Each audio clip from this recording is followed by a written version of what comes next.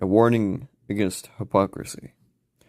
Then Jesus said to the crowds and to his disciples, "The teachers of the law and the Pharisees sit in Moses' seat. So you must be careful to do everything they tell you, but do not do what they do, for they do not practice what they preach. They tie up heavy, cumbersome loads and put them on other people's shoulders, but they themselves are not willing to lift a finger to move them. Everything they do is done for people to see. They make their phylacteries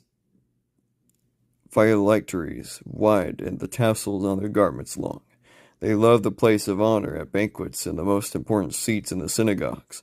They love to be greeted with respect in the marketplace and to be called rabbi by others.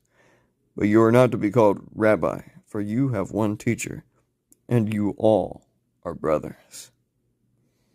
And do not call anyone on earth Father, for you have one Father, and he is in heaven.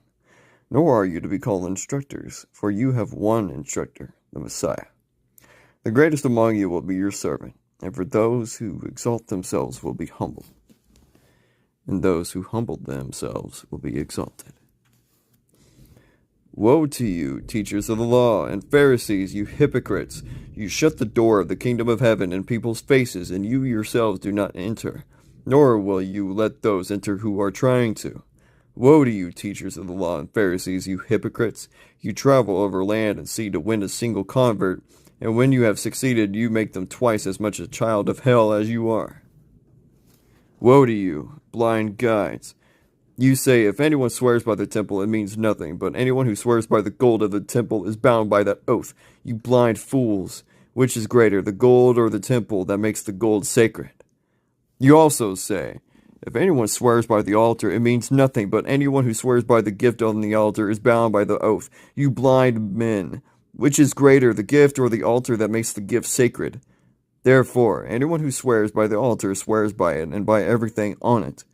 And anyone who swears by the temple swears by it and by the one who dwells in it. And anyone who swears by heaven swears by God's throne and by the one who sits on it.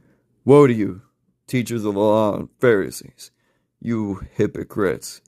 You give 1/10 of your spices, mint, dill, and cumin, but you have neglected the more important matters of the law, justice, mercy, and faithfulness.